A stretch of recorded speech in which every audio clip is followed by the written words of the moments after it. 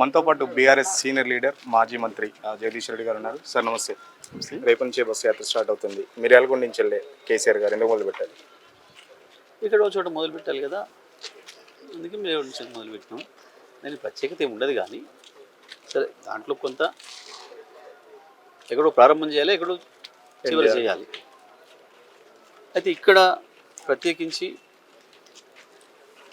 కృష్ణా జలాలపైన ఈ ప్రభుత్వం వచ్చిన తర్వాత జరిగిన నిర్లక్ష్యం, ప్రాజెక్టులను కేఆర్ఎంపీకి అప్పచెప్పాలని చేసిన ప్రయత్నం, ప్రభుత్వ నిర్లక్ష్యం వల్ల ప్రాజెక్టుల మీద మనం పెత్తనం పోవటం, దురదృష్టవశాత్తు కొంత కరువు పరిస్థితి వచ్చినప్పుడు ఈ ప్రభుత్వం సరైన పద్ధతులు తగు రీతిలో స్పందించకుండా 1,00,000 ఎకరాల పొలాలను ఎండబెట్టడం, రైతాంగానికి సంబంధించి అవకాశం ఉండి కూడా నీళ్ళు ఇవ్వలేకపోవడం, ప్రభుత్వం యొక్క వైఫల్యాలన్నీ కూడా ఇక్కడ స్పష్టంగా మనకు కనపడ్డాయి.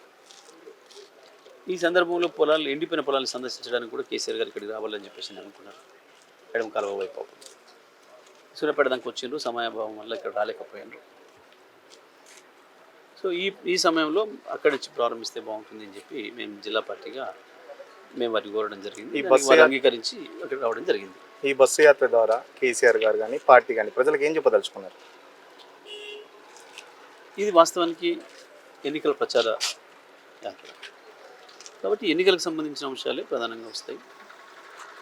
ఏ పార్టీ ఏం పనిచేసింది, ఏ పార్టీకి ఎందుకు ఓట్లేయాలి, కాంగ్రెస్ పార్టీ ఎన్నికల్లో ఏమేమి హామీలు ఇచ్చింది, ఏ రకంగా మోసం చేసింది, 10 ఏళ్ళు కేసీఆర్ గారు కష్టపడి నిర్మాణం చేసిన వ్యవసాయ రంగాన్ని 100 రోజుల్లోనే ఎట్లా నాశనం చేసింది, ప్రాజెక్టుల విషయంలో ఎంత నిర్లక్ష్యంగా వ్యవహరిస్తుంది, నదీ జలాల హక్కుల విషయంలో ఎంత నిర్లక్ష్యంగా ఉంది, ఇవాళ టేల్ పాండ్లో ఉన్న నీళ్లను దొంగతనంగా తీసుకుపోతుంటే కూడా ఆంధ్రప్రదేశ్ ప్రభుత్వం, తెలంగాణ ప్రభుత్వం సోయి లేకుండా వండుతున్నది. మొట్టమొదటిగా మేము మాట్లాడిన తర్వాత స్పందించి వాళ్ళ వాటా తీసుకుపోయినారు అని చెప్పి మంత్రి చెప్పిండు. ఇవాళ సెక్రటరీనేమో, అదే శాఖ సెక్రటరీనేమో ఈ నీళ్ళు తీసుకుపోవడం సరైనది కాదు, ఇది అక్రమ పద్ధతుల్లో తీసుకుపోయారు, మళ్ళీ మా నీళ్ళు మాకు ఇవ్వాలి అని చెప్పేసి నేమో సెక్రటరీ అవుతున్న విషయం. అంటే ఈ ప్రభుత్వం ఎంత నిర్లక్ష్యంగా ఉంది ప్రాజెక్టుల పట్ల, నీటి హక్కుల పట్ల, రైతాంగ సమస్యల పట్ల, ప్రత్యేకించి మంచినీళ్ళ సమస్య విషయంలో కూడా.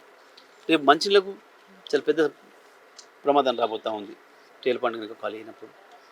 సో ఇంత నిర్లక్ష్య ప్రభుత్వం, రైతులకు ప్రజలకు మాట ఇచ్చి మోసం చేసిన ప్రభుత్వం చేసిన మోసాలను ఎండగట్టడం, ఈ ప్రభుత్వం చేతగాని విధానాల్ని ప్రజలకు వివరించి చెప్పడం, బీఆర్ఎస్ పార్టీని గెలిపించుకోవాల్సిన ఆవశ్యకత ఏంది అనేది ప్రజలకు వివరించే ప్రయత్నాన్ని రేపు మిర్యాలగూడ రోడ్ షో ద్వారా పర్టికులర్గా లోక్సభ ఎన్నికలకు సంబంధించి ఈ బీఆర్ఎస్ పార్టీ ఏమైనా ఫోకస్ చేయాలనుకుంటుంది?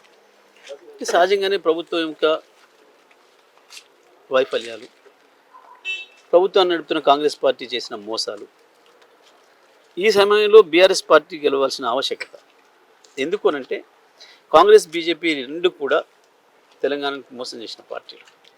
తెలంగాణ హక్కుల కొరకు ఎన్నడూ కూడా నిలబడరు వీళ్ళు. ఎందుకంటే వీళ్ళకు మిగతా రాష్ట్రాల్లో కూడా స్టేక్స్ ఉంటాయి కాబట్టి వీళ్ళు ఎప్పుడు కూడా ఈ రాష్ట్ర హక్కుల కొరకు కొట్లాడే పరిస్థితి లేదు. ఈ రెండింటి మధ్యలో తెలంగాణ హక్కుల కొరకు మాత్రమే కొట్లాడగలిగిన ఏకైక పార్టీ బీఆర్ఎస్ పార్టీ. ఆ విషయాన్ని కూడా ప్రజలకు వివరించి, ఇదేదో జాతీయ ఎన్నికలు బీఆర్ఎస్కి ఎందుకు అని కొంతమంది మాట్లాడుతున్నాం, అదని ఏదైతే ఉందో అది సరైనది కాదు. ఇవాళ మళ్ళీ కేఆర్ఎంబీ విషయం వచ్చినప్పుడు, కృష్ణా గోదావరి జలాల హక్కుల విషయం వచ్చినప్పుడు కొట్లాడిన నికార్సైన పార్టీ బీఆర్ఎస్ పార్టీ అనే విషయం.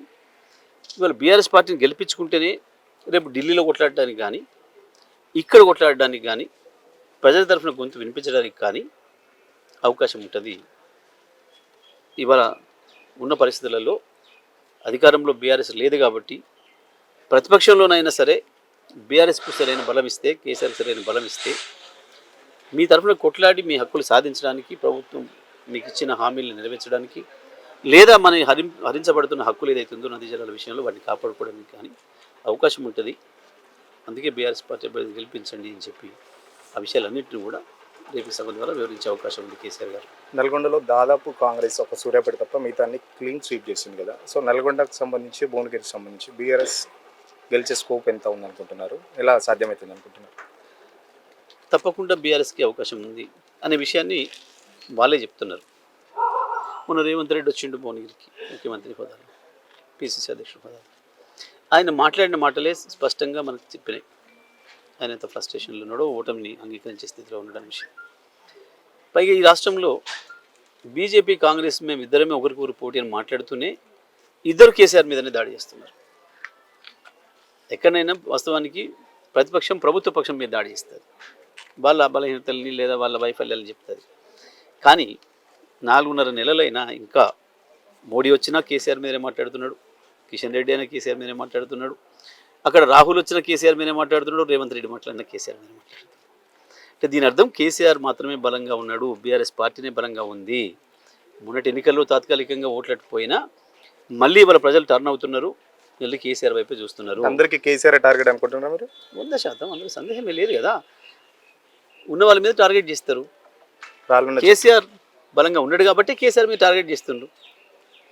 ఉనికి లేదన్న కేసీఆర్ చూసి ఎందుకు ఉలిక్కి పడుతున్నారు ఎవరైనా? దాని అర్థమైంది.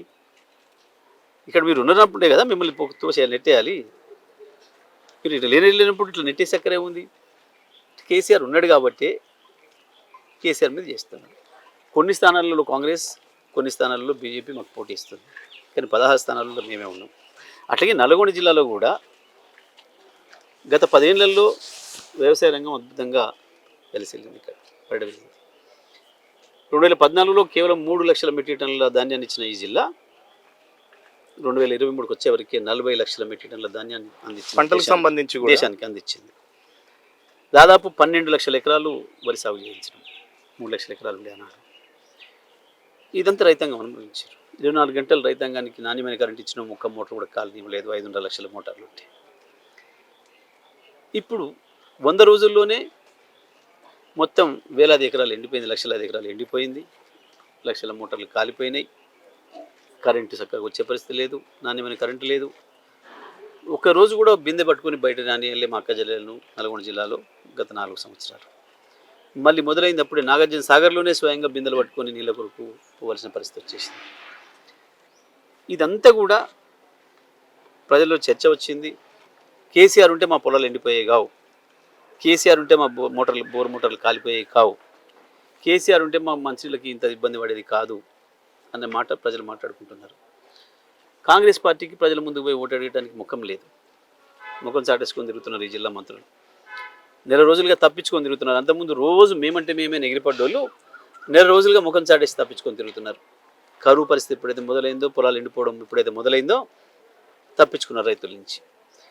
ఏమని అడుగుతారు రైతుల దగ్గర? వేరే ఓట్లు ఏమని అడుగుతారు? ఎట్లా ఏమని అడుగుతారు? మీ పొలాలు ఎండబెట్టినాం కాబట్టి ఏమంటారా? మీ మోటార్లు కారబెట్టినాం కాబట్టి ఓట్లు ఏమంటారా? మీ రైతు బంధు ఎగ్గొట్టినాం కాబట్టి ఓట్లు ఏమంటారా? మీ రైతు రుణమాఫీ గురించి మాట్లాడలేదు కాబట్టి ఓట్లు ఏమంటారా? మీరు కూడా వాళ్ళకు ఓట్లు అడిగే పరిస్థితి లేదు. తప్పకుండా ప్రజలు ఆలోచిస్తున్నారు, మళ్ళీ కేసీఆర్ వైపే నిలబడాలి, కేసీఆర్ మనకు కొట్లాడాలి అని చెప్పి. అందుకే 2 స్థానాల్లో కూడా కేసీఆర్ పెట్టిన అభ్యర్థులే గెలిపిస్తారు. అంటే మీరు కూడా చాలా వరకు ఎండిన పొలాలకు వెళ్ళారు, అంటే రైతులను కలిశారు, వాళ్ళ ప్రాబ్లమ్స్ విన్నారు. ఆ రైతులందరూ ఇప్పుడు మీకు టర్న్ అయ్యారని మీరు అనుకుంటున్నారు? 100% సందేహం లేదు. చాలామంది వాస్తవాలు గ్రహించిన చాలామంది కూడా తప్పకుండా కేసీఆర్ ఉంటే ఈ పరిస్థితి ఉండేది కాదు అనే మాట మాత్రం వాళ్ళందరూ కూడా వ్యక్తీకరిస్తున్నారు. అంతెందుకు ఇప్పుడు మేము రైలుగా పోతున్నాం, అక్కడగా old city one police station పక్కన మహిళలు అక్కడ కూర్చుని అమ్ముకుంటున్నారు. వాళ్ళు మమ్మల్ని చూసి అయ్యా ఆయనే కావాలి, మనకు ఆయనే కావాలి, మాకు ఆయనే దేవుడు, ఆయనే కావాలని చెప్పి అంటున్నారు. అంటే ఆయనను పోగొట్టుకున్నామనే భావన ప్రజల్లో. ఒక్క వర్గం కాదు కదా, వీళ్ళు వాళ్ళని కాదు కదా, రైతుల్ని ఒక రకంగా కాదు రకరకాలుగా మోసం చేసిండ్రు. వాస్తవానికి కొత్త గిచ్చుడు పక్కన పెట్టారు. పాపం 10 నుంచి 15 వస్తుందని ఆశపడ్డారు, 2 లక్షల రుణమాఫీ అయిద్దని ఆశపడ్డారు, 500 బోనస్ వస్తుందని ఆశపడ్డారు. ఈ కొత్త గిచ్చుడు పక్కన పెట్టి కేసీఆర్ ఇచ్చిన రైతు బందే చక్కగా ఇవ్వలేకపోయినరు, కేసీఆర్ ఇచ్చిన కరెంటే చక్కగా ఇవ్వలేకపోయినరు, కేసీఆర్ ఇచ్చినట్టు ఉన్న నీళ్ళని ఇవ్వలేకపోయినరు, కొత్త వాటికి పోతే ఉన్నాయి పోయినాయి అనేది స్పష్టంగా అర్థమైంది రైతులకు. మహిళలు మాకు 2500 నెలకి ఇస్తాం అక్క మీకు అని చెప్పినారు, వాళ్ళని మోసం చేసినారు, నా మీద చర్చ లేదు. యువకులు మీకు ఉద్యోగాలు తప్పకుండా ఇస్తాం, మీకు ఉద్యోగం వచ్చేంత వరకు 4000 రూపాయల 30,000 ఉద్యోగాలు ఇచ్చామని చెప్తున్నారు. 30,000 ఉద్యోగాలు ఇస్తున్నామంటే జనం నవ్వుకుంటున్నారు మిమ్మల్ని చూసి. నోటిఫికేషన్ డేట్ చెప్పమని అడుగుతున్నారు. రేవంత్ రెడ్డి నువ్వు 2 లక్షల ఉద్యోగాలు నోటిఫికేషన్లు ఇస్తున్నావు కదా, నువ్వు ఇచ్చిన 30 నోటిఫికేషన్ 2 లక్షలు ఆల్రెడీ మేము 30,000 ఇచ్చామని వాళ్ళు ప్రచారం చేసుకుంటున్నాం కాంగ్రెస్ వాళ్ళు. అదే దాని డేట్ చెప్పమని ప్రజలు యువకులు అడుగుతున్నారు. కొంచెం సిగ్గుండాలి చెప్పుకోవడానికి, కొంచెం ఉండాలి కదా కొంచెం సోయి. నేను ఇల్లంతా కట్టినాక వచ్చి నేను పరామం చేసిన అంటే నేనే కట్టిన ఇల్లు అంటే నవ్వుకోరా ప్రజలు? వీళ్ళకి లేకపోవచ్చు జ్ఞానం, ఇంకిత జ్ఞానం. సిగ్గులాజ వీళ్ళకి లేకపోవచ్చు కానీ ప్రజలకు జ్ఞానం ఉంది కదా, ఆలోచిస్తారు కదా, విచక్షణ ఉంది కదా. ఎవరిని మోసగించలేను, వాళ్ళని మోసగించినావు. ఇంకోటి ఏం చెప్పినావు, ఉద్యోగాలు వచ్చేంత వరకు 4,000 రూపాయల నిరుద్యోగ భృతి ఇస్తా అన్నావు. దాని మీద మాట లేదు. పైగా మీ ఉప ముఖ్యమంత్రే స్వయంగా నేను చెప్పలేదా మాట అంటున్నాడు. ఆ రోజు ఒక రేవంత్ రెడ్డి చెప్పలే, ప్రియాంక గాంధీతో కూడా చెప్పించిండు. ఇద్దరు చెప్పిన బయటలు ఉన్నాయి, ప్రజల దగ్గర తిరుగుతున్నాయి సోషల్ మీడియాలో. అప్పుడే తప్పించుకునే ప్రయత్నం చేసిండ్రు. రైతు బంధు అడిగితే చెప్పుతో కొట్టమంటాడు వాడు. రైతు బంధు రానోళ్ళు, రైతు బంధు అడిగిన వాళ్ళని చెప్పుతో కొట్టమన్నాడు. ఇప్పుడు రానోళ్ళ చెప్పులు చాలా ఉన్నాయి. వీళ్ళు పోతే ఓట్లాడు పక్కన పెట్టు, చెప్పులు పట్టుకొని ఉన్నారు రైతులు. రైతు బంధు అడిగితే చెప్పుతో కొట్టమన్నోని ఏం చేయాలో వాళ్ళు నిలబడి ఉన్నారు. ఇంకా ఓటేయాలా వీళ్ళకి?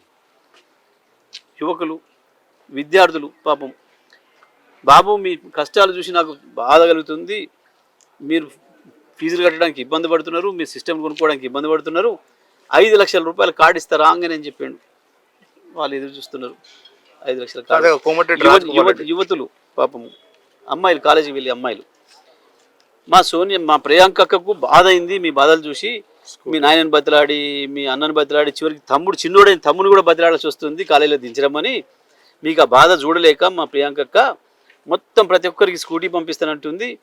మళ్ళీ మీరు డీజిల్కు పెట్రోల్ మీ నాయన దగ్గర పైసలు అడిగి అక్కర్లేకుండా ఎలక్ట్రానిక్ స్కూటర్లు పంపిస్తానంటుంది, మా అక్క పంపిస్తా అన్నాడు. పాపం ఆ అమ్మాయిలు ఎదురు చూస్తూ ఉన్నారు, ఎప్పుడు వస్తుందా స్కూటీ, ఎప్పుడు పోదామా కాలేజీకి అని. ఒక్కరిని వచ్చిన మోసం, వరుసగా అన్ని రకాల మోసం. 420 హామీలు ఇచ్చి అందరినీ మోసం చేసినారు. ఇప్పుడు ఓట్లాడటానికి వాళ్ళకు ముఖం లేదు. వాళ్ళందరికీ ప్రత్యామ్నాయం టీఆర్ఎస్ఏ, కేసీఆర్ అనే విషయం కూడా ప్రజలు మాట్లాడుకుంటారు. తాజాగా రాజగోపాల్ రెడ్డి కూడా ఒక్క కాలుతో వచ్చి ముఖ్యమంత్రి, మాజీ ముఖ్యమంత్రి కేసీఆర్ ఏం చేస్తాడో మా జిల్లాకు రాని చూసుకుందాం అంటున్నాడు. మరొక 20 సంవత్సరాలు కూడా మా రేవంత్ రెడ్డి ముఖ్యమంత్రి అని కోమరెడ్డి వ్యాఖ్యలు కూడా చూస్తున్నాం. దాని గురించి ఇక వీళ్ళిద్దరు అన్నదమ్ముళ్ళు, వాడు నా బూటే మంచిగా మెరవాలంటే నా బూటే మెరవాలని తుడుస్తుంటారు రేవంత్ రెడ్డి చెరొక బూట పట్టుకొని. ఉన్న పదవి నిలబెట్టుకుందామని పెద్దోడు, వీధి గుంజుకోవాలని చిన్నోడు. చూసే రేవంత్ నేను తుడిచిన బూటే బాగా మెరుస్తుంది చూడు అని చెప్పుకుంటే సిగ్గుండాలి వీళ్ళకి మాట్లాడడానికి. కేసీఆర్ ఒక్క కాలుతో వచ్చిండా, కర్రతో వచ్చిండా? ఎందుకు వణుకుతున్నారా మీరు కేసీఆర్ని చూసి? ఎందుకు ఉలికి పడుతున్నారు కేసీఆర్ని చూసి? కేసీఆర్ కర్రతో వచ్చినా, కాలుతో వచ్చినా, ఇంకెట్లొచ్చినా కేసీఆరే. కేసీఆర్ ఏందో తెలుసు కాబట్టి ఉంటున్నారు. ఎట్లొస్తాడో చూస్తావా రేపు చూడు. వాడు ఒకడేమో లావు తీసి చూస్తూ అంటాడు, వీడేమో ఎట్లొస్తాడో చూస్తూ అంటాడు. చూస్తూనే ఉండండి, మీరు చూస్తూనే ఉండండి, కేసీఆర్ వస్తూనే ఉంటాడు. రేవంత్ రెడ్డి కూడా మీ గురించి కొన్ని వ్యాఖ్యలు చేశాడు, దాని గురించి మీ స్పందన ఎలా ఉంది? చిల్లరతనాన్ని బయట పెట్టుకున్నాడు, ఆయన అసలు రూపాన్ని బయట పెట్టుకుంటున్నాడు. ముఖ్యమంత్రి అనే సోయి మర్చిపోయాడు. అంటే లేదు, అసలు వాస్తవానికి అది ఉంటే వస్తుంది ఆ హుందాతనం. అది లేదు మొదటి నుంచి కూడా. చిల్లర దొంగతనాలు, చిల్లర వేషాలు, జేబులో కత్తెర పెట్టుకొని తినేటోనికి పాపం చచ్చిపోయిన జైపాల్ రెడ్డి గురించి వెళ్ళి, జానారెడ్డి గురించి వెళ్ళే గంత అధ్వానంగా మాట్లాడేవాడికి ఇక నా గురించో కేసీఆర్ గురించో గొప్పగా మాట్లాడతాడని అంత సంస్కారం ఉంటుందని నేను ఎందుకు అనుకుంటా? అది ఆయన సంస్కారానికి నిదర్శనం. ఆ ముందు మాట్లాడే మాటలు రేవంత్ రెడ్డి సంస్కారానికి నిదర్శనం. లాస్ట్ గుత్తా సుఖేందర్ రెడ్డి పార్టీలో నా కొడుకు గెలిచే పరిస్థితి లేవు, అందుకే నేను పోటీ చేయట్లేదు నా కొడుకు కూడా, దాని గురించి వచ్చి ఆయనే చెప్పిండు కదా. దాంట్లో అసలు ముందు అనుకున్నాడు పోటీ చేద్దామని, ఎందుకో మరి మళ్ళీ భయపడ్డట్టున్నారు. ఇతర చేసుకుంటాం వాళ్ళే ప్రకటించేది. ఓవరాల్గా నల్గొండలో బీఆర్ఎస్ ఎలా ఉందంట? 2 సీట్లలో కూడా గెలిచే అవకాశాలు ఉన్నాయి బీఆర్ఎస్కి. 2 సీట్లలో కూడా బీఆర్ఎస్ ముందంజ, సందేహం లేదు. సంబంధించి నల్గొండ, భువనగిరి 2 ఎంపీ స్థానాలు బీఆర్ఎస్ పార్టీ ఖచ్చితంగా గెలుస్తుందని మాజీ మంత్రి జగదీష్ రెడ్డి చెప్తున్నారు. కెమెరా పర్సన్ సుధాకర్తో సురేష్, సిగ్నల్ టీవీ, నల్గొండ నుంచి.